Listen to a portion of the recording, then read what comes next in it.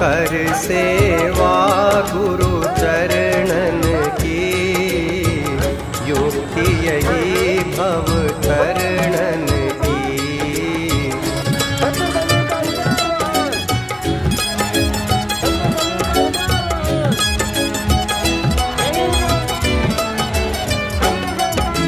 कर सेवा गुरु चरणन की, युक्ति यही भव तरणन की।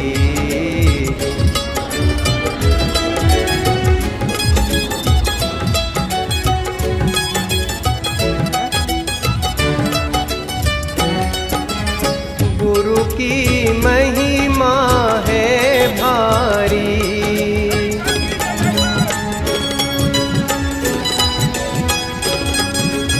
गुरु की महिमा है भारी। बेग करे भव जल पारी, विपदा हरे यह तन मन की। कर सेवा गुरु चरणन की।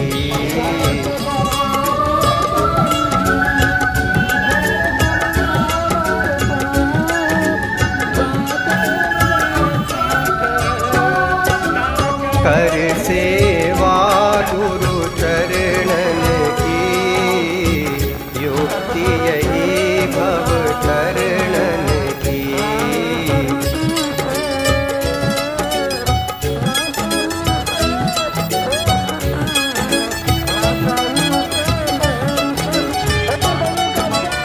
मन की दुविधा दूर करे,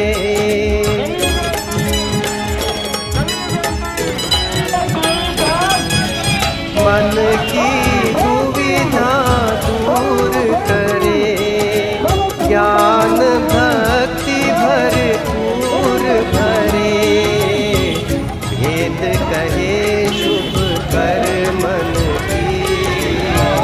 कर सेवा गुरु चरणन की।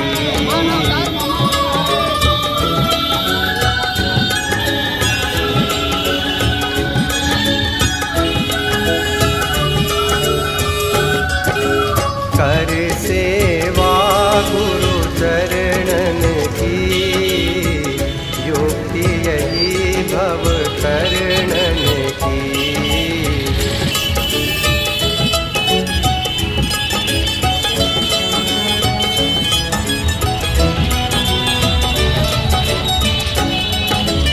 गुरु तो दयालु होते हैं,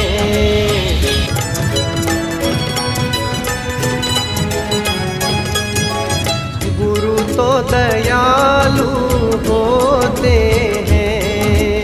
मन के मैल को धोते हैं, मोह हटावे विषयन की।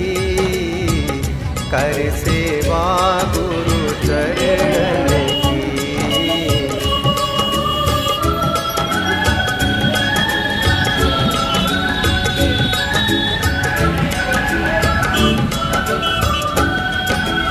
कर सेवा गुरु चरणन की, युक्ति यही भव तरणन की।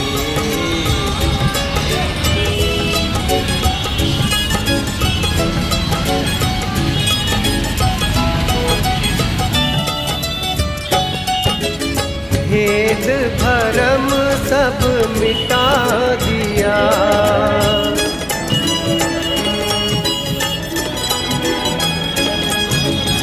भेद भरम सब मिटा दिया। हट में दर्शन करा दिया, कैसी लीला दर्शन की। कर सेवा गुरु चरणन की।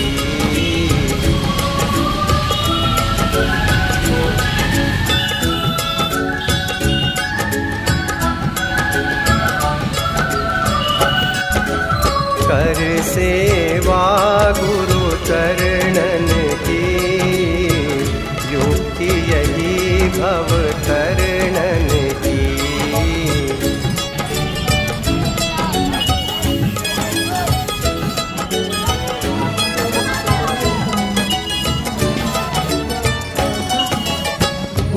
चरणों में झुक जाओ।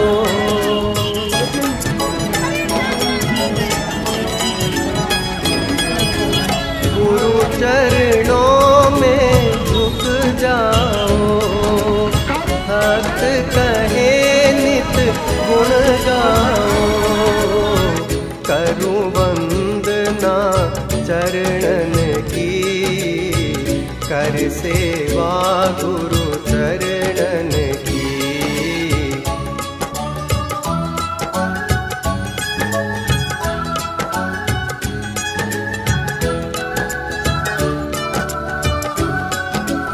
कर सेवा गुरु चरणन की, युक्ति यही भव तरणन की।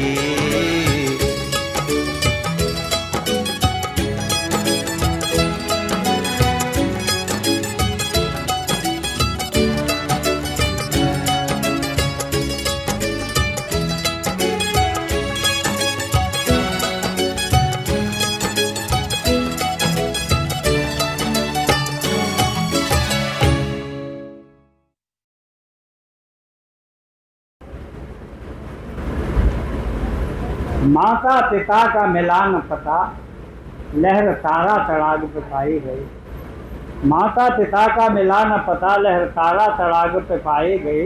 रोदन नीरू जुलाहे सुना, तब गोद उठा के छुपाए गए। पाला जुलाहा दाम्पत्य ने था, नीरू नीमा के मन को लुभाए गए। साखी शब्द रमैनी रचे वह तो दास कबीर कहाए गए। साखी शब्द रमैनी रचे वह तो दास कबीर कहाए गए।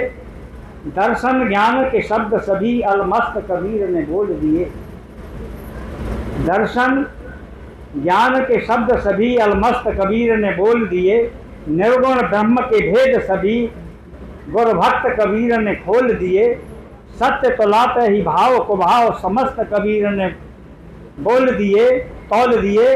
सृष्टि दृष्ट मिली पथभ्रष्ट समाज को, सृष्टि को बोल अमोल दिए। रूढ़ियों का किया खंडन मंडन, भेद समाज के मैट दिए। ढोंगी समाज ने मानी न बात, तो कान अंधेरे के ऐठ दिए।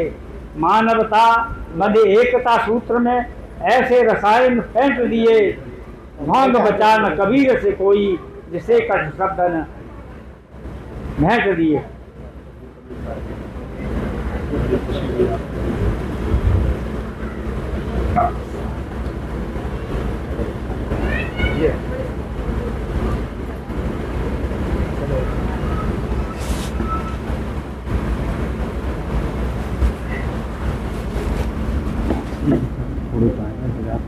हम नहीं हो रहे। चलिए, बहुत समय हमने लिया। अब हमारे जनपद के बहुत ही विद्वद्वर मनीषी और जिलाधिकारी महोदय उपस्थित हैं, और इसलिए मैं अपनी वाणी को यहीं विराम देता हूँ। कबीर पर आए हुए सभी महान भावों का हृदय से पुनः फिर मैं स्वागत अपनी मैनपुरी और आश्रम की ओर से। धन्यवाद।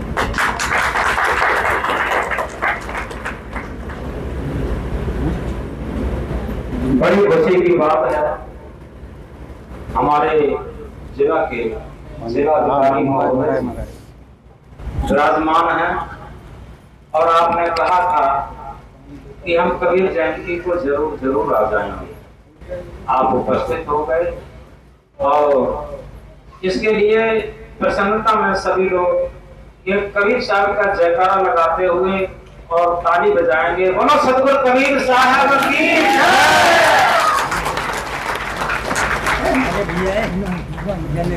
अब हम श्रद्धेय जिलाधिकारी महोदय जी से निवेदन करते हैं, आज कबीर जयंती के शुभ अवसर पर आप अपनी अमूल्य वाणी से हम सब लोगों को लाभान्वित करेंगे, क्योंकि आपने बताया था कि हम बनारस के हैं और कबीर साहब तो हमारे रग रग में बसे हैं, और इस तरीके से आपने कबीर साहब पर, उनके व्यक्तित्व और कर्तव्य पर इतना अच्छा कहा कि सभी लोगों का हृदय गदगद हो गया। और आज बड़ी खुशी की बात है, कबीर जयंती के शुभ अवसर पर आप उपस्थित भी हैं। आपसे निवेदन है, इस ऐसे शुभ अवसर पर अपने अमूल्य वाणी से सब लोगों को लाभान्वित करने की कृपा करें।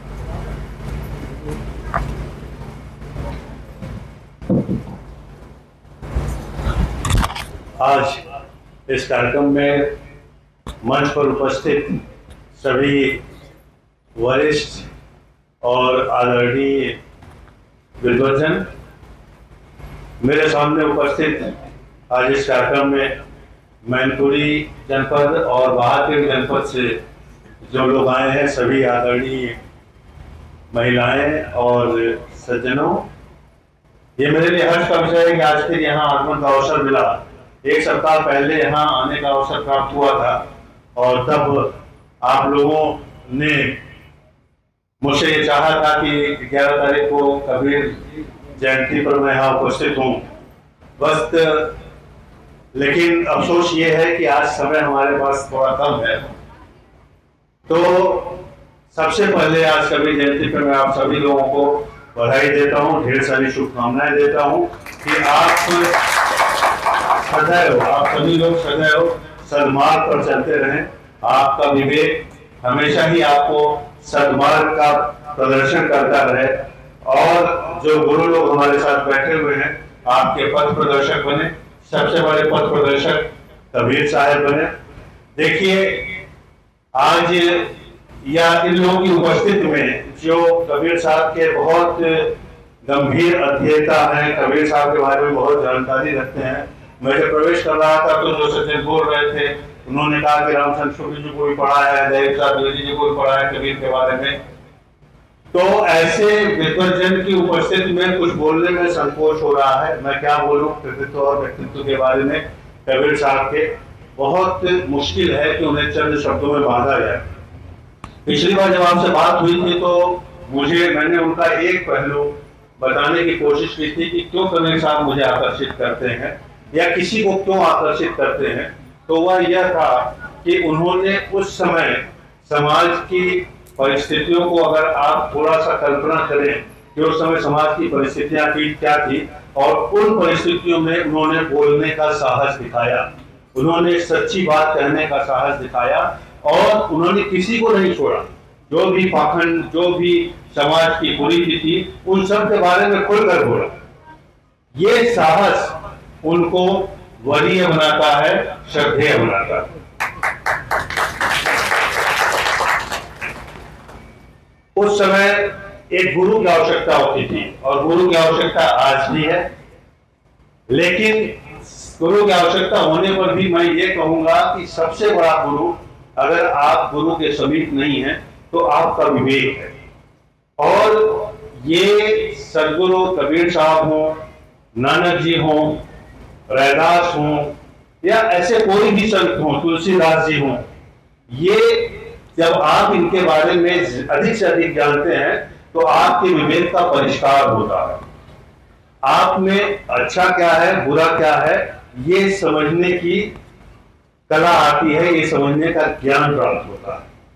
इसलिए इस प्रकार के सम्मेलन जहां पर हमारे इन श्रद्धेय जनों की सीख के बारे में बात होती है, उनकी शिक्षा के बारे में बात होती है, साथ ही शबद रामायणी का पाठ होता है, वो इसलिए फलदायक है कि आपके विवेक का परिष्कार हो रहा है, आपकी बुद्धि और अच्छी हो रही है, ताकि आप यह जान सके कि आपके मन में जो विचार आ रहे हैं, आपके आसपास वातावरण में जो कुछ घटित हो रहा है, वो सही है या नहीं है।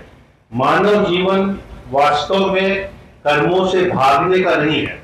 कबीर साहब ने यह भी सिखाया कि वे दैनिक जीवन में, सांसारिक जीवन में रहते हुए भी किस प्रकार एक महान भक्त बने, किस प्रकार ऐसे गुरु बने जिनकी इतने लोग शिष्य बने, दूर दूर तक उनका नाम बना।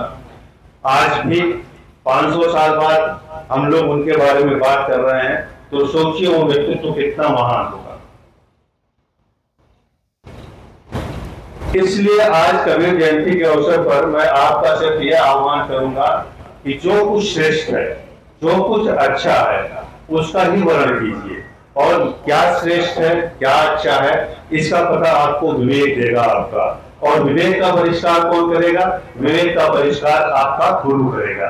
गुरु से क्या तात्पर्य है? गुरु से तात्पर्य यह है कि जो कोई भी आपको अच्छी बात बताए, जो कोई भी आपको सद्मार्ग में चलने को प्रेरित करे, जो कोई भी आपके अंदर की कमी को धीरे धीरे निकाल बाहर करे, और इस तरह निकाल बाहर करे कि कबीरदास जी ने तो गुरु पे बहुत कुछ बोला है, लेकिन जैसे गुरु कुम्हार शिष्य कुंभ है, शिष्य घड़े के समान है, और उसके गढ़ गढ़ काढ़े खोट, जो भी बुरी प्रवृत्तियां हैं, जो भी बुरे विचार हैं, वो इस तरह से निकालता है कि अंदर हाथ सहार दे, अंदर हाथ का सहारा हो, और बाहर बाहर चोट।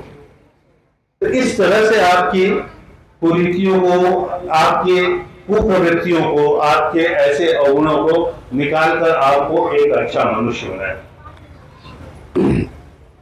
वास्तव में मानव जीवन की यात्रा सिर्फ और सिर्फ यही है कि कैसे एक अच्छा मानव बना जाए, कैसे इस मानवता के लिए कार्य किया जाए, और आपके इस कार्य से सारी मानवता का भला हो, ऐसे कार्य किए जाए।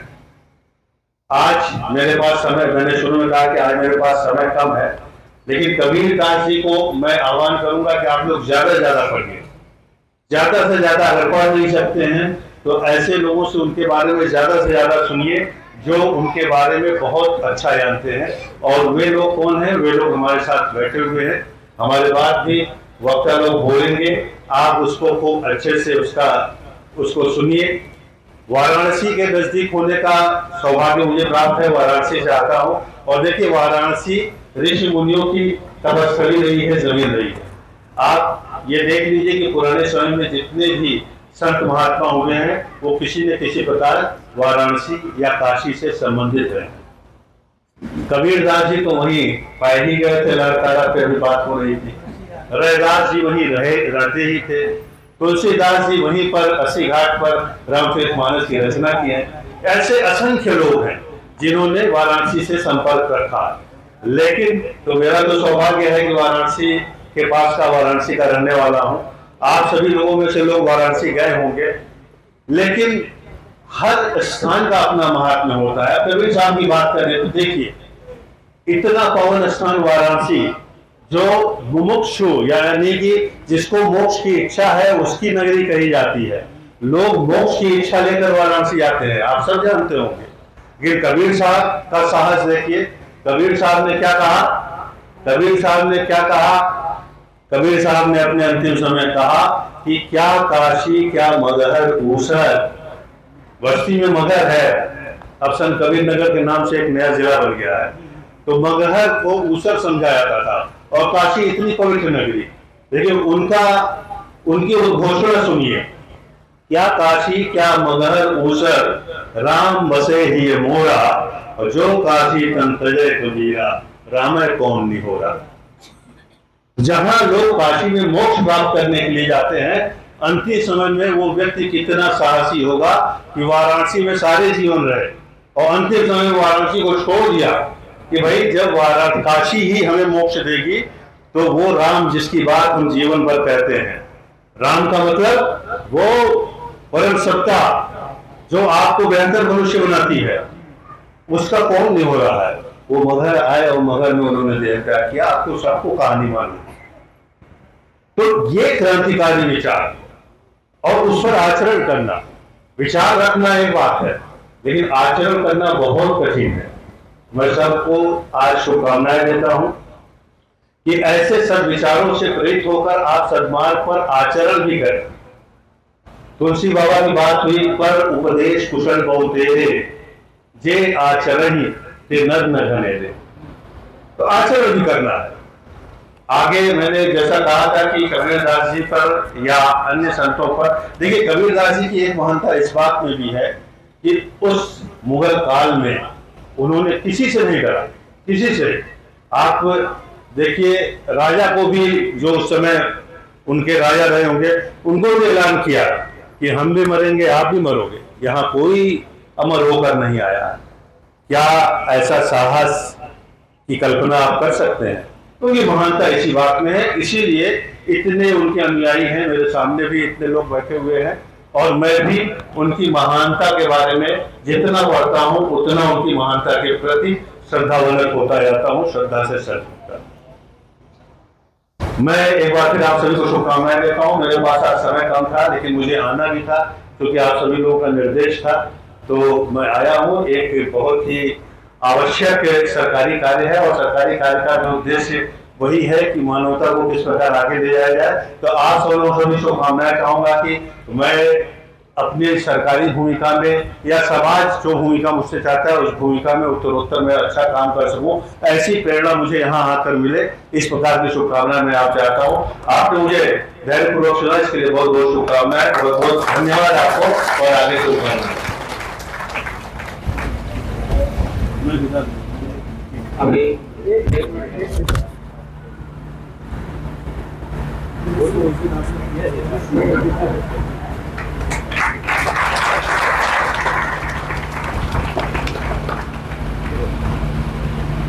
और प्रकाश दोनों लोग जिलाधिकारी महोदय जी के साथियों को भी प्रसाद दे दें और प्रसाद भी दे दें।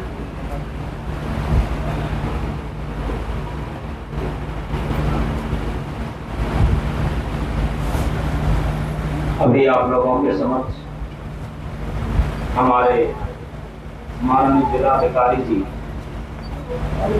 बहुत कम समय में और बहुत सूत्री और बहुत अच्छी बातें कबीर जयंती के शुभ अवसर पर अपने सच्चे हृदय के उद्गार आप लोगों के सामने प्रस्तुत किए। यथार्थ में उनका इतना सरल और सहज जीवन सब लोगों के लिए बहुत बड़ी प्रेरणा है। आपकी सहजता सभी के हृदय में इस तरीके से चुन जाती है। पहले भी आप जब आए थे बड़े प्रसन्नचित होकर के, गदगद होकर के आपने कहा था कि हम 11 तारीख को कबीर जयंती के अवसर पर जरूर आएंगे और देखिए जरूर आए। यथार्थ में ये समय का पालन, बात का पालन, बात की अटूटता ये सदगुरु कबीर साहब की ही शिक्षा है। अटल रहा जो अपने पद में, अटल रहा जो अपने पद में, लाख मुसीबत आने में मिली सफलता उसको जग में जीने और मर जाने में। उसी को सफलता मिलती है जो अपने लक्ष्य पर अटूट रहता है। तो इस प्रकार आज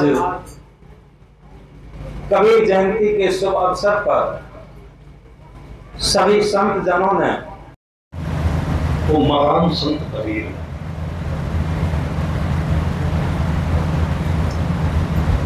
वो बुद्ध है जो हमेशा बोध में जीते हैं। वो महान वीर है जो वीरता पूर्वक अपनी परिस्थितियों को देखते हैं। वो कबीर महान, वही राम है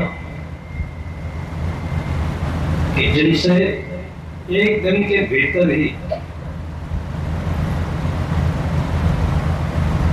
दो विपरीत परिस्थितियों का सामना है। एक परिस्थिति है कि राज्याभिषेक हो रहा है, दूसरी परिस्थिति है कि वनवास चल रहा है। ये अपने हृदय में बसा लेने वाली बातें, यही कबीर का ज्ञान है। किसी भी क्षण त्याग करने की जो प्रसन्नता है, प्रेम है, वो जीवन है। वही महावीर है, वही महान बुद्ध है और वही सदगुरु कबीर है। वही सभी संत महापुरुष हैं, वही सज्जन है, वही भक्त है, वही देवी देवता है।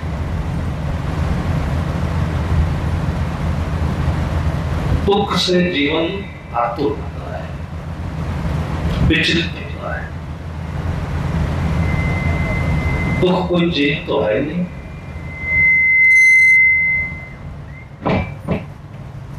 पैरों में कांटा चुभे तो चीज है चुभ रही है। कांटा निकाल दीजिए, थोड़ी देर बाद दर्द कम पड़ जाता है। लेकिन दुख वो कौन सा कांटा है जिसमें व्यक्ति विचलित होकर गलत कर लेता है, अपने लिए या दूसरों के लिए। ये समझने का आज दिन है। इसके लिए सदगुरु कहते हैं, करहु विचार जो सब दुख जाए।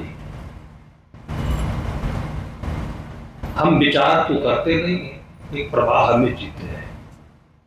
विचार का मतलब विवेचना, इन्वेस्टिगेशन। आपके लिए यदि कोई दोष लगा करके थाने पर FIR कराता है तो दोष लगता नहीं है। पहले FIR नहीं होती है, पहले उसके दोष, उसकी आपत्ति को लिखा जाता है और लिखने के बाद यह संवैधानिक प्रक्रिया है कि उस केस के संदर्भ को देखते हुए विवेचना होती है। वो विवेचना की इस व्यक्ति ने वो काम किया है कि नहीं, वो दोष इसमें साबित होता है कि नहीं, किस परिस्थिति में है, कहां है, क्या कर रहा है। तो जो थाने के अधिकारी होते हैं इसकी जांच करते हैं, समय लगता है। अभी बात अलग है कि इसमें पैसा लगता है, पैसा लिया जाता है। ये मनुष्य के मन की कमजोरी है। सभी अधिकारी ऐसा नहीं करते, जांच करते हैं।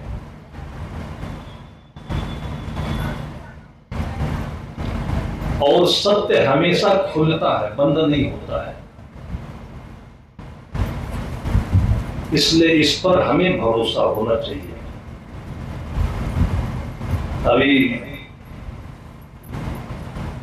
1 महीने के भीतर ही एक सुप्रीम कोर्ट का आदेश आया है, निर्णय आया है कि 45 वर्षों के बाद 103 वर्ष की अवस्था में एक वृद्ध व्यक्ति निर्दोष साबित होकर के जेल से बाहर आया है। ये समझने वाली बात है। 45 वर्षों तक वो जेल में था और सुप्रीम कोर्ट से निर्दोष साबित होकर के 103 वर्ष की उम्र में, जहां कोई सुविधा नहीं है, चारों तरफ बंदिशें हैं, अपने मन की कोई चीज नहीं है, फिर भी जी लिया उसने 103 साल। आपके अपने विपरीत परिस्थितियों में ऐसे ही कबीर को याद करने की आवश्यकता है। कबीर भी ऐसे ही है। किंवदंती है, एक उदाहरण के लिए हम मान के चले, सत्य तो अपने भीतर है जो धीरे से खुलता है। 45 वर्ष लग गए उसका सत्य खुलने में।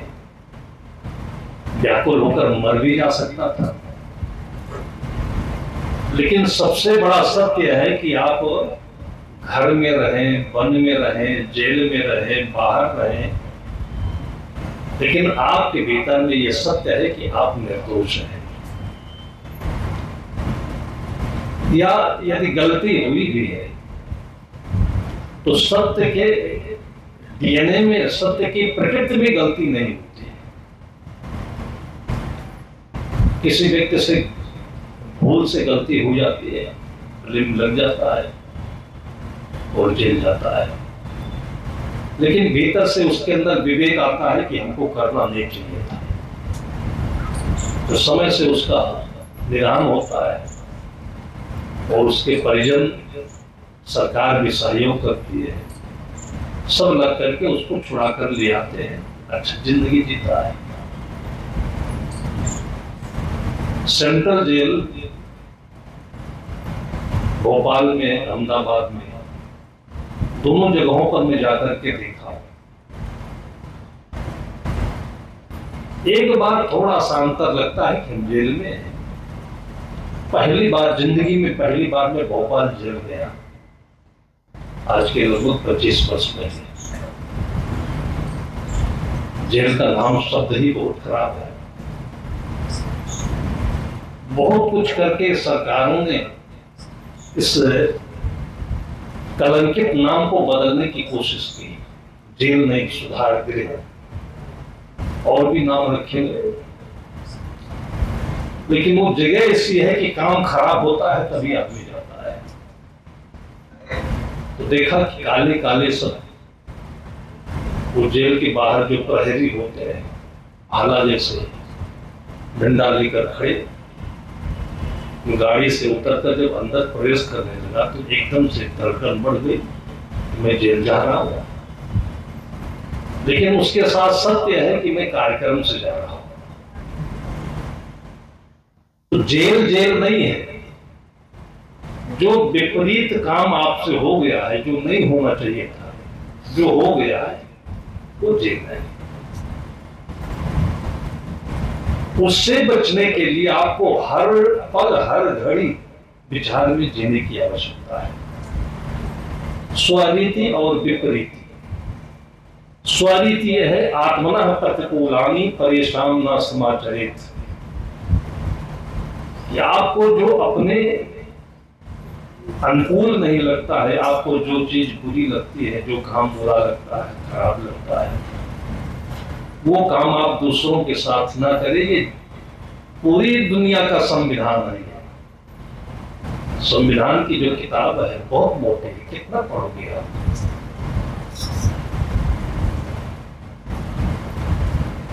लेकिन संतों ने संविधान को एक मंत्र में बताया हुआ है, एक पंक्ति में, कि आप वो काम मत करो जो आपको अपने को भी अच्छा नहीं लगता है। आपको निंदा अच्छी नहीं लगती है, बुराई अच्छी नहीं लगती है, दूसरों की मत करें। और कितनी चीजें अच्छी नहीं लगती, इसमें कितने लिखते जाए तो बहुत सारी किताबें बन जाएंगी। और नहीं लिखें तो आप अपने अंतर से पूछ लीजिए। बस आप दूसरों के लिए जो कह रहे हैं, किसी लड़की के लिए, महिला के लिए, किसी आदमी के लिए, जो आप प्रेम लगा रहे हैं, दोष लगा रहे हैं, बुराई कर रहे हैं, थोड़ी देर उलट करके आप ये सोचिए कि उसकी जगह पर आप होते तो क्या चाहते हैं। आप अपने भीतर यही चाहते कि लोग मेरी मदद करें, अब ऐसा नहीं होगा। आप यही चाहते कि हमारा सम्मान बचा रहे। और ऐसे समय में जो आपके सम्मान का साथी होता है, आपका बचाव करता है, सपोर्ट करता है, उसको आप जीवन में भूल नहीं सकते हैं। और ऐसे ही आपको भी होना चाहिए। मोहनदास करमचंद गांधी, महात्मा गांधी कैसे बने? उन्होंने किसी से लंगोटी नहीं पहनी,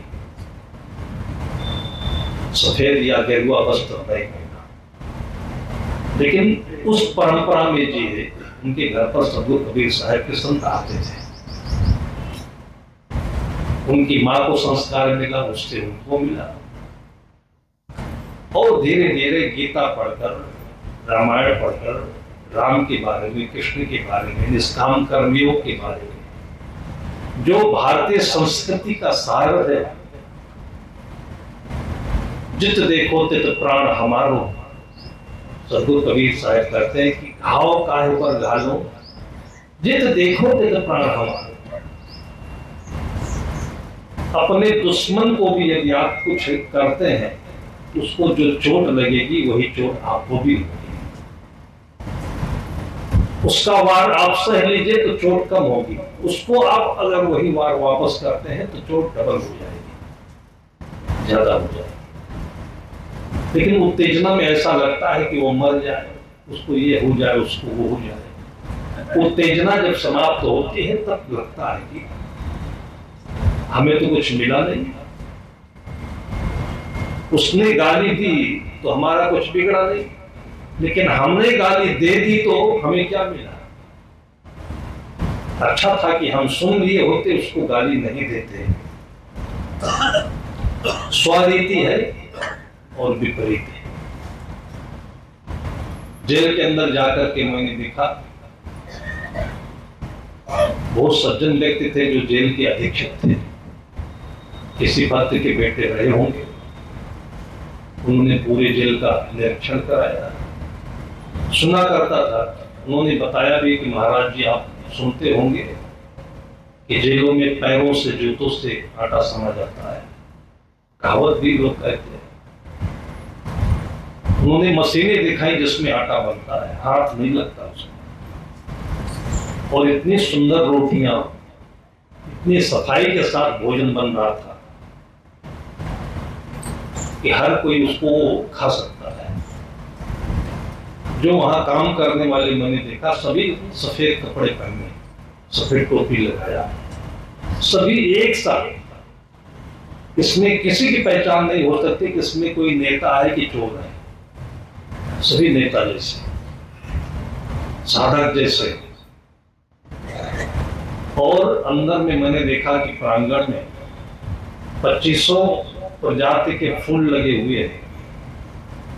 उतना सुंदर आश्रम भी हम लोग मेंटेन नहीं कर सकते। और ये सारा काम उन्हीं कैदियों से कराया जा रहा था। इसको कहते सुधार गृह।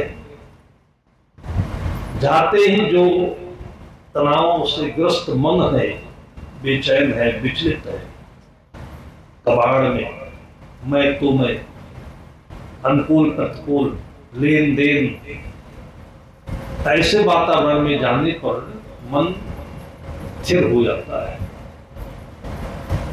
और उसको लोग जेल कहते हैं। मन इतना आनंदित हुआ, प्रसन्न हुआ। फिर कार्यक्रम का समय आया, बहुत बड़ा हॉल था, दीवारों पर बहुत सुंदर सुंदर आकृतियां बनी हुई, महापुरुषों के चित्र बने। अधीक्षक महोदय ने बताया कि महाराज जी, ये सभी पैसा देकर पेंटिंग नहीं हुए हैं। जो कैदी लोग आए हैं, उन्हीं में से जो उनकी कारीगरी है, उसको इस पर उकेरा गया है। भजन भी सुना, वही कैदी लोगों ने इतने सुंदर संगीत दी, प्रस्तुति दी और भजन सुनाया। और कहने के लिए सभी कैदी हैं, कोई कुछ कोई कुछ। तो जो जेल है वो अपने भीतर है, बाकी सारी व्यवस्था वहां की यहीं जैसे है, यहां से और अच्छा है।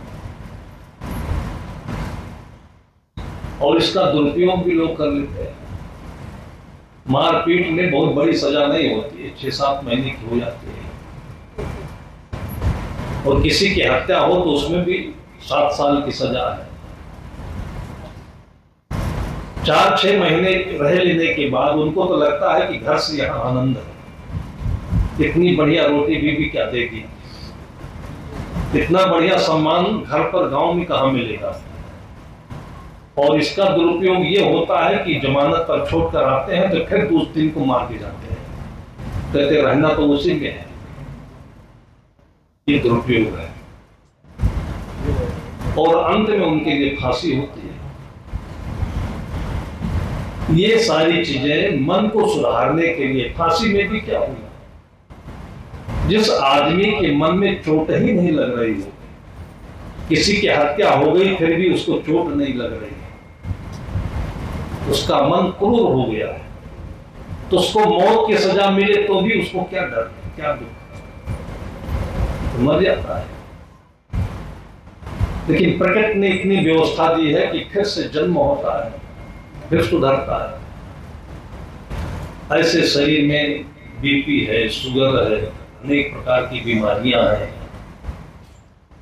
लेकिन याद रखिए कि जब बच्चा जन्म लेता है तो बीपी शुगर लेकर नहीं आता है। बीपी शुगर लेकर आदमी मरता है, लेकिन ये लेकर नहीं पैदा होता है। वो कर्म बहुत ज्यादा विपरीत हो, प्रारब्ध खराब हो, तो थोड़ी दिन के बाद होने लगता है। आजकल बोलने लगे हैं डॉक्टर लोग कि पैदाइशी लोगों को शुगर दिख रहा है। और उसमें कई कारण भी है कि माता पिता का खान पान सही नहीं है। जो प्राकृतिक चीज खानी चाहिए, प्रकृति में जीना चाहिए, वो सब हमसे दूर होते जा रहा है। सदगुरु कबीर साहब कहते हैं कि जासो नाता आदि का बिसर गया सो ठौर। जिनसे हमारा सही योग होना चाहिए, संबंध है, आदि का संबंध है। आदि का मतलब होता है शुरुआती, और शुरुआती का मतलब यही गेहूं है, चना है, पेड़ पौधे हैं, पशु पक्षी है। इन सबसे जो दूर रह रहा है, बंगले में, एसी में, चारों तरफ दीवार और सारी सुविधाएं, कभी पैर में मिट्टी नहीं लगती, शरीर में धूप नहीं लगती, तो शरीर में प्रोटीन नहीं रुकेगा, शरीर में इंसुलिन नहीं बनेगा, ताकत नहीं आएगी, और शरीर केवल देखने लायक ताजा दिखेगा। आजकल डॉक्टरों के यहाँ आप जाइए तो आप देखकर हैरान रह जाएंगे कि देखने में सकल सूरत सुंदर है, शरीर का वजन भी ज्यादा है, कम नहीं है, मोटे ताजे हैं। लगता है कि ये बीमार, लगता नहीं है कि ये बीमार है। पूछना पड़ता है कि आपको क्या तकलीफ है। तो इस प्रकार से जो विपरीतता हम लोगों ने बनाई है, वो हमारे मन की देन है। जासो नाता आदि का बिसर गया सो ठौर। अब 84 के बस परे करे और के और। जो तरह तरह के खाने के जो आइटम है, ये सारी चीजें हमारे अहम की पूर्ति के लिए है। जैसे हम कपड़ा पहनते हैं तो दो तरह से कपड़ा पहना जाता है। वस्त्र है तो हमारे शरीर को ढकने और रक्षा के लिए है, ढकने से ज्यादा रक्षा के लिए है। लेकिन आजकल लोग पैंट पहन रहे हैं तो ऊपर से नीचे तक फटे रहता है। अभी परसों नरसों मैंने देखा पैंट के 2 बाजू होते हैं, तो एक आधे तक था, एक पूरे तक था। मैंने कहा आधा क्या हो गया?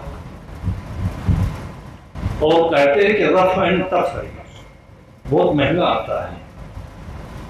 इस प्रकार के बिल्कुल बेहूदे संस्कृति, और ऐसा लोग अपना रहे हैं, पहन रहे हैं। उनको क्यों कपड़ा पहना जाता है इसका विचार है ही नहीं, विचार शून्य।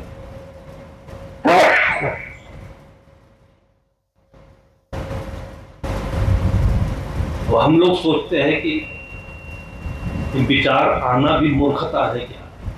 हम ही संत लोग, आप जैसे सज्जन माता पिता लोग ही विचार करें तो क्या कोई मानने वाला है, कोई सुनने वाला है? जिस युग में हम लोग जी रहे हैं, बचपन में हम लोगों ने देखा कि कपड़ा फटा हो तो बच्चा पहनने में शर्म करता था। माँ से कहता था कि फटे कपड़े पहनकर जाऊंगा तो बच्चे मेरे साथी क्या करेंगे। माँ कहती थी अपनी परिस्थिति बताकर, बेटे मैं उसको रफू कर देते हो। रफू का मतलब कि उसको ऐसे सिल देना कि पता नहीं चले, ऐसी माँ करती थी। और आज फटे फटे और फड़ा फड़ा करके कपड़ा लोग पहन रहे हैं। कहें कबीर आसमान नहीं फाटा, क्यों कर सेवई दर्जी। ऐसे ऐसे जिंदगी, और आज जो ऐसे ऐसे मन और बुद्धि, खाने के लिए चने को आप उबाल दीजिए, थोड़ा सा नमक जीरा और मिर्चा लगा दीजिए, जिसको घुघुरी कहते थे। आज भी बहन बेटियों के यहाँ एक पर्व होता है घुघुरी का, पता नहीं आपके इस आगरा मंडल में है कि नहीं। पूर्वी उत्तर प्रदेश में बेटियों को अच्छे अच्छे सामान, खाने पीने के, कपड़े के भेजा जाता है माँ बाप की तरफ से, उसको घुघुरी कहते हैं। और घुघुरी एक आइटम है खाने का जो भीगा हुआ चना है, प्रोटीन रिच, मतलब प्रोटीन से समृद्ध आइटम है वो अनाज, जो थोड़ा सबको रोज खाना चाहिए, तो हड्डी मजबूत हो, दिल दिमाग मजबूत हो, और जो ये समस्याएं आ रही है दूर दूर तक नहीं हो। रोज सुबह पहले लोग खाते थे, काम करने वाले भी, राजे महाराजे भी खाते थे, और वो चीज अब नहीं खाएंगे। अब धीरे धीरे हम लोग जो आइटम बाहर से ऑनलाइन आ रहा है, डिब्बे में आ रहा है, और जबकि टीवी पर और यूट्यूब में आपको ये समाचार जानकारी देने वाले भी मिल रहे हैं कि ऐसे दुर्गंध युक्त जगहों पर उनका स्टोर किया जाता है, फफूंद लगा हुआ है, ऐसे गंदी गंदी जगहों पर रख करके और फिर आपको केवल डिब्बा सजाकर दे दिया जाता है। और इस युग में हम जी रहे, करो उपचार जो सब दुख जाए। इस दुख को कोई याद नहीं करता है और न कोई बताता है। बताने वाले भी वकील होंगे तो कहेंगे कि हम तुम्हारा मुकदमा जिता देंगे, वहां चलो मेरे साथ, ये बता रहे हैं। थानेदार भी कहता है पैसा लाओ हम बता देंगे और तुम उसके ऊपर मुकदमा कर दो। हॉस्पिटल में भी डॉक्टर नहीं बताता है कि तुम्हारे शरीर में पोषक तत्वों की कमी है, पानी की कमी है। वो कहता है कि बिल्कुल आधुनिक यंत्र से मैं तुम्हारी पथरी निकाल दूंगा। निकाल तो देगा, लेकिन बताना चाहिए कि अब दोबारा भाई पथरी बननी नहीं चाहिए, तो 10 गिलास पानी पिया करो। इसका कोई भी विज्ञापन नहीं पढ़ोगे आप। इस युग में हम जी रहे हैं कि कोई आपको सही बताने वाला नहीं है। नेताओं के पास जाओगे तो कहेगा कि अपनी जाति के सारे लोग इकट्ठे हो जाओ। आज जाति के नाम पर इतना भयंकर भयंकर जहर उगला जा रहा है, साधु भी फंसते जा रहे हैं।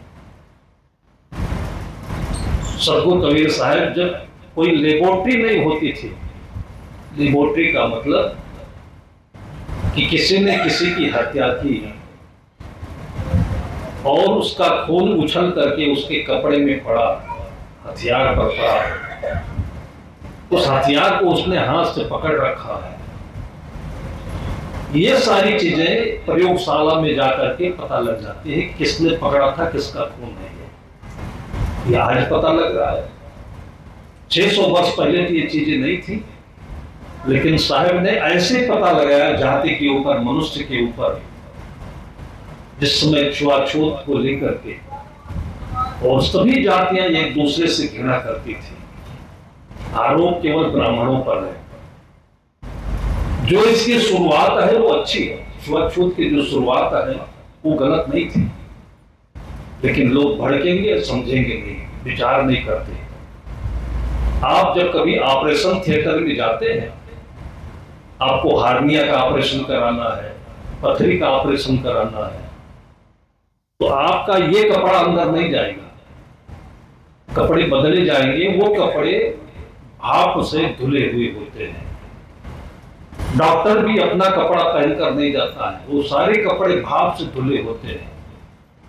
चप्पल भी अंदर नहीं जाएगा। इतनी सफाई रखते हैं वहां की इन्फेक्शन नहीं हो सके, तो बाहर का वातावरण दो और वहां सब कुछ भाप से परिशुद्ध किया गया होता है। छूत का मतलब यह है कि सफाई, गंदगी से, और विशेष करके आपका भोजन साफ सुथरा होना चाहिए।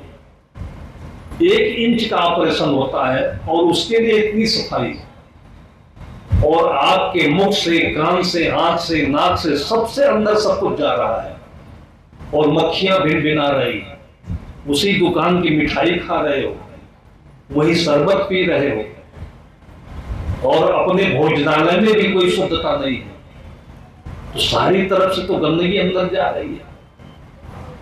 इतनी गंदगी अंदर भर गई है कि मैंने देखा है कि आदमी फिर भी नहीं समझ पाता है, और जब मुख से लंबा लंबा एक एक फिट का केंचुआ निकलता है उल्टी में, तब समझ में आता है कि पेट में कीड़े हैं। कीड़े कैसे बने? गंदगी से। इन सारी बातों को दृष्टि में रखकर पहले जमाने में किसी ने लोगों को यह सुझाव दिया कि सफाई रखिए। लेकिन जैसे कपड़ा पहनते पहनते आज लोग बोरा पहन रहे हैं, फटा बोरा, ऐसे ही ये शुद्ध गुण जो था छुआछूत में आ गया, जातियों में चला गया, और ये हर जगह होता है। राजनीति में कोई एक व्यक्ति विधायक हो जाए तो कभी नहीं चाहता है कि मेरे विधायकी के अलावा दूसरे को मिले, बेटे को मिले, नाती को मिले, पोता को मिले, जिसको परिवार बात करते हैं। ऑफिसर जो हो जाता है वो कभी नहीं चाहता है कि मेरे अलावा कोई आईएएस दूसरा बने किसी भी जाति में। ये स्वार्थ भावना है, और इसी स्वार्थ की वजह से मन में जो संकीर्णता पैदा होती है, उसी वजह से कोई किसी दूसरे को देखना नहीं चाहता है, दूसरे का भला नहीं चाहता है। और हर जात में ऐसे लोग हैं जो दूसरों का दुख देखकर विचलित हो जाते हैं, तो उनके लिए फिर उनके दुख के दूर करने का उपाय बताते हैं वो कबीर है। उन्होंने देखा कि किस कारण से लोग आपस में एक दूसरे से उलझ रहे हैं, एक दूसरे को गलत कह रहे हैं। जो ज्ञान देने वाले लोग थे उनको पंडित कहा जाता था। काशी की नगरी में उन्होंने सत्संग किया, जिया, रहा, देखा, उनके घर की गंदगी देखी, खाना पीना देखा, और बड़ी ही बारीकी से और स्पष्टता से उन्होंने कहा कि तुम्हारे घर में तो जो हाल है उसको तुम ध्यान नहीं देते हो। और तब उन्होंने कहा कि एक एक त्वचा, हाड़ मल मूत्रा, एक रुधिर कूदा, एक बुंद से श्रेष्ठ रची है को ब्राह्मण को सूत्रा। जो स्वच्छता रखे हो ब्राह्मण, जो जीवन का बोध रखता हो, जिसको बुद्ध भी कह सकते हैं, ब्राह्मण भी कह सकते हैं, जो जीवन से वीर हो उसको महावीर कह सकते हैं, ब्राह्मण भी। ब्रह्म जाना एक ब्राह्मण। लेकिन जहां पर जो समृद्ध होता है उसके अंदर में अहंकार का अवगुण आता है, और फिर दूसरों के साथ में वो नफरत घृणा करने लगता है। इस सब जातियों में होता है, तो सब में होता है, तो इसकी गलती सबकी है, मन की है और नासमझी की है, जाति की गलती नहीं है ये। अब समुदाय में कहें तो मुसलमान है, मुसलमान खून से डरते नहीं, उनकी संस्कृति ऐसे है। उनका खून होगा तो डरेंगे, जब उनका खून होगा तब डरेंगे। जब अपने खून से डरते हो तो दूसरे का खून क्यों करते हो? उसको भी सदगुरु कबीर साहब ने कहा, यह खून वह बंदगी क्यों कर खुशी खुदा है। अभी अभी आकर के कबीर की आत्मा एक अवतरित हुई। अभी कल या परसों बकरीद का पर्व था। पर्व क्यों है? जो पवित्र मन को करे वो पर्व, लेकिन खून मन को पवित्र करता है क्या? बकरा चिल्लाता रहे, छटपटाता रहे, उसकी प्राण निकलने में कितना दर्द है, इसको जो देखेगा वो मन पवित्र होगा क्या? लेकिन एक बहुत बड़ा समुदाय मिल करके इसको मान्यता दे रखा है, और फिर उसको लोग धर्म कह रहे हैं। अभी देवरिया में परसों बकरीद के दिन एक मुसलमान सबके साथ नमाज पढ़ करके आया, आत्मा उसके पास में, लेकिन उसकी आत्मा जीवित है।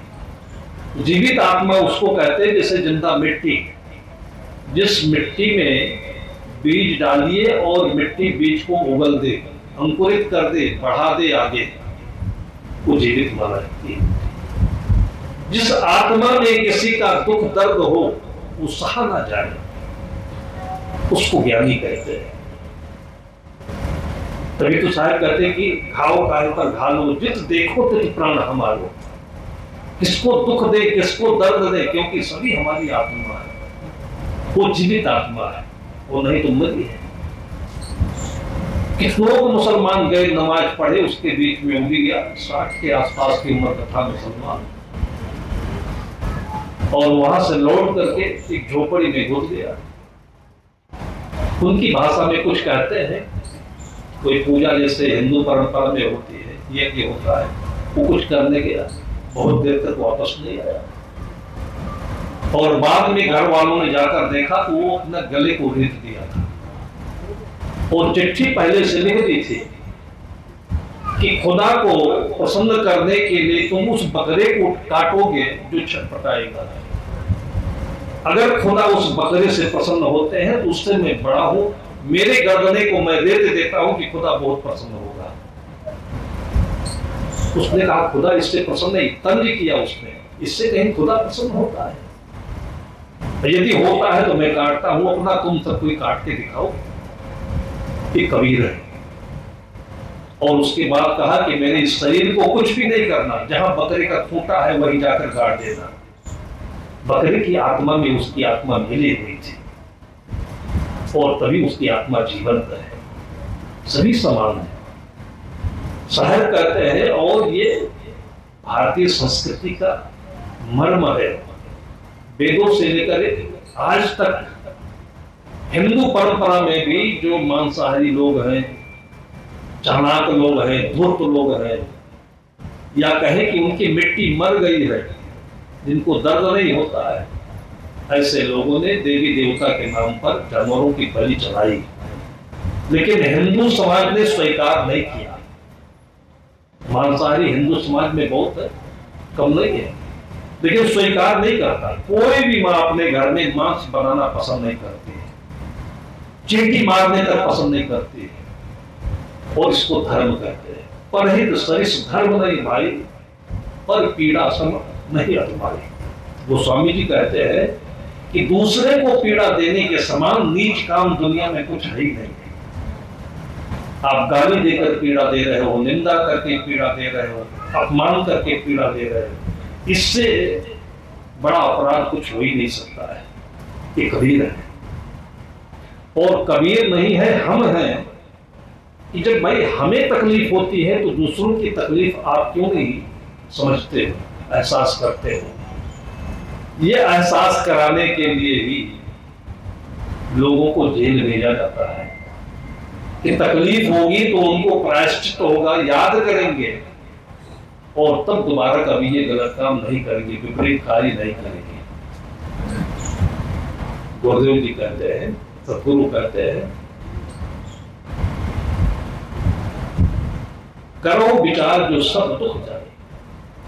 ये विचार की बातें हैं कि जब कभी जीवन में दुख आए तो उस पर विचार करिए, दुख से दुखी मत होइए, विचार करिए। शरीर में बीमारी आए तो विचार करिए। क्या विचार करिए कि बीमारी आती कहां से है? बहुत बड़ा वर्ग जिसको डॉक्टर कहते हैं, सब बताते हैं कि बीमारी बाहर से आती है। लेकिन भारतीय संस्कृति में जो आदि संशोधन है, अनुसंधान है, उसमें वेद विदों ने कहा है, शरीर विदों ने कहा है कि बीमारी अंदर से ही बनती है। युक्ताहार विहारस्य, गीता का श्लोक है, युक्ताहार विहारस्य युक्त कर्म श्रेष्ठसु, युक्त स्वप्नावबोधस्य योगो बोधि दुःखः। योग पूर्वक युक्त चीज खाइए। युक्त का मतलब होता है, इंग्लिश में कहे तो बराबर रेशियो का, जितनी भूख है उतना खाइए। आपके चारों तरफ जितनी चीजें हैं थोड़ा थोड़ा सबको खाइए। इसका मतलब यह होता है कि जो आपको अच्छा लगे केवल वही मत खाइए, सबको बराबर खाइए। मौसम के अनुसार, परिस्थिति के अनुसार, भूख के अनुसार, इसको योग कहते हैं। और इस योग से कभी भी जीवन में दुख नहीं आता है। बहुत सारे बीमार लोगों को मैंने केवल एक सूत्र बताया, जो मेडिकल कॉलेज से भी जवाब दे दिए गए और बचेंगे नहीं। ऐसा एक लड़का मेरे पास आया था, आज से 25 साल पहले की बात बता रहा हूं। सारी उसकी जांचें हो गई, सिटी स्कैन भी हो गया, अल्ट्रासाउंड भी हो गया, सारी दवाइयां चल गई, ठीक नहीं हो रहा था। पेट बड़ा हो गया था, मुंह बड़ा फूल गया था, पेशाब सही नहीं होता था। और तब किसी ने बताया होगा, तो उसके साथ जो आया था उसका गार्जियन, उससे मैंने पूछा खाता क्या है ज्यादा, बता नहीं पा रहा था। पूछते पूछते मुझे 15-20 मिनट लग गए, तो मैंने अंदाज लगा कर कहा कि या तो ये मिट्टी खाता होगा। भाई खाने का सिद्धांत यह है कि जो आप खाते हैं वो शरीर में रुकना नहीं चाहिए और शरीर से निकल भी जाना नहीं चाहिए, दोनों चीज होना चाहिए, रुकना भी चाहिए रुकना भी नहीं चाहिए। जैसे पुराने जानकार लोग कहते हैं कि बाग लगाइए लगने न पाए, ये ऐसे सूत्र है, इसमें एक रहस्य है कि लगाइए तो बाग जमीन में लगे, लेकिन जब बढ़े तो उसकी डालियां आपस में भिड़ने न पाए, स्पेस पूरा होना चाहिए। ऐसे ही भोजन करिए लेकिन रुकने न पाए, रुकेगा तो कब्जियत बनेगी, तो फिर गैस बनेगी, दिमाग गड़बड़ होगा, शरीर भरता रहेगा, खून खराब होगा, तमाम बीमारियां बनेगी। और ऐसा भी ना हो कि खाइए और सब निकल जाए। आप खाइए, रुके, पचे, उसका जो सार है अवशोषण हो जाए तब निकल जाए, ये सही अर्थ है खाने का। उससे मैंने बहुत देर तक पूछते पूछते बताया कि दो चीजें हैं जो जीवन में या तो रोकी जाती है या तो निकलती नहीं है। मिट्टी है, मिट्टी खाएंगे या मिट्टी जैसी चीज खाएंगे जिसको मैदा कहते हैं। इसीलिए आपकी आंखों की बराबर सफाई होती रहे, उसमें कुछ चीज रुकने नहीं पाए, तो कुदरत ने हर एक अनाज में, फल में, सब्जियों में छिलका दिया हुआ है। कभी विचार नहीं करते, खाते हैं, बीमार पड़ते हैं, पैसा बर्बाद होता है, विचार नहीं करते। और ये चीजें कहीं लिखी नहीं, विचार किया तब समझने में आया। अगर ऊपर गंदगी नहीं है तो तुरई, लौकी, सेब, संतरा, अमरूद आदि छीलिए नहीं। आजकल पेस्टिसाइड डाला जाता है तो मजबूरी है कि गर्म पानी में धो डालिए, छिलका निकालिए, नहीं तो छिलका सहित खाइए तो आपकी आंखों की सफाई अच्छी करेगी।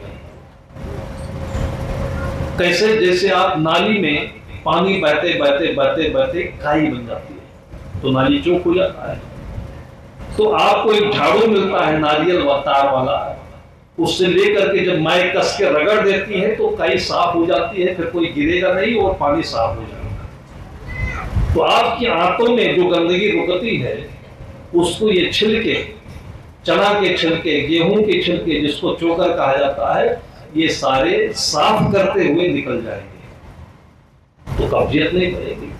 तुरंत नहीं निकल जाएंगे, पचेंगे तब निकल जाएंगे। अब ये सब थोड़ी लंबी चर्चा है, ये मैंने इसलिए बताया कि विचार करें कि आपको तकलीफ है कि क्यों है, बाहर से नहीं है तकलीफ। आप ज्यादा खाते हैं, आप कोई चीज ज्यादा पसंद करते हैं, एक सूत्र केवल याद रखिए कि जो चीज आपको बहुत पसंद हो वो छोड़ दीजिए और एक हफ्ते के भीतर आप देखिएगा कि 90% आप अच्छे होंगे। ज्यादा पसंद है वो खाना छोड़ेंगे तो जो चीज कम खाते हैं फिर वो खाने लगेंगे। ऐसे ऐसे जब हम अपने जीवन की ओर ध्यान देते हैं, इसको ध्यान कहते हैं। विचार के अपने जीवन के आत्मा में रुकने को ध्यान कहते हैं, स्वरूप स्थिति कहते हैं, और वही चारों तरफ जो दिखाई पड़ता है उसको विचार कहते हैं। और ये सारी बातें कोई अपने जीवन में जो साफ सुथरा जीवन जी रहा है, आसक्ति रहित, राग रहित, लालच रहित शुद्ध जीवन जीता है, उसको कबीर कहते हैं, महापुरुष कहते हैं, संत कहते हैं, भक्त कहते हैं, सज्जन कहते हैं और एक अच्छी जिंदगी कहते हैं। और तब आपके मन में इतना सुंदर मन बनेगा जो हमेशा खुश खुश रहे। जैसे इस प्रचंड गर्मी में एक पेड़ पौधे कभी मुरझाते नहीं है, पानी नहीं मिले तो मुरझाएगा, अपनी ताकत भर वो पानी को ले लेते हैं जमीन से। ऐसे ही आपके जीवन में मुरझाहट नहीं आनी चाहिए, दुख नहीं होना चाहिए। शायद कहते करो विचार जो सब दुख जाने। जाति को सुनकर के, नेताओं के भाषण को सुनकर के उसमें बहे चले जा रहे हैं। किसी भी समाज का, किसी भी व्यक्ति का उत्थान और पतन क्यों होता है? जाति से नहीं होता है, गुणों से होता है। सदगुरु कबीर साहब ने कहा कि मानुष तेरा गुण बड़ा, मानस न आवे काज, हार न होते आवरण कुचा न वजन। कितनों ने जाति के पीछे, पार्टी के पीछे लग करके रैलियों में जा करके जिंदगी बर्बाद करी है। चालाक लोग, ऊंचे पद पर बैठे लोग तो पैसा कमा देते हैं और नादान बच्चों की जिंदगी बर्बाद हो जाती है। आप पैसा कमाइए, दारू पीजिए, आपकी उन्नति कैसे होगी? जब बड़े बड़े लखनऊ के नवाब बर्बाद हो गए, जिनके पास अरबों का साम्राज्य था, तो कौन बचेगा इसमें? राजे महाराजे इसी लड़ाई में, अयासी में, विलासिता में बर्बाद हो गए, लेकिन नेता कभी नहीं बताएगा। उसका निहित स्वार्थ है कि वोट मिलना चाहिए। कबीर साहब को वोट नहीं चाहिए, इसलिए मुसलमानों के लिए, हिंदू में सभी जातियों के लिए, साधुओं के लिए भी सबको उन्होंने बड़े प्यार से और थोड़ा सा चोट देकर के कहा, जिसे माई बाप कहता है, करता है। ये कबीर है। और आज इस प्रचंड भयंकर गर्मी के बीच में आप उन्हें याद करें। वैसे भी उनका जन्म लहरतारा के पास लोग बोलते हैं, वो पाए गए, पालन पोषण नहीं हुआ, पाए गए वैसे। और उसके बाद किसी दयालु ने उनको अपने जीवन का आश्रय दिया और उसमें भी ऐसे कमल खिले वो कि आज उनका पूरे विश्व में जो सौंदर्य है चमक रहा है। ऐसे ही सबका जीवन हो, उन जैसे महापुरुषों का आशीर्वाद सबके आंगन में फलीभूत हो। ऐसे बहुत सारी शुभकामनाओं के साथ में अभी की चर्चा को हम यहीं पर विराम देते हैं।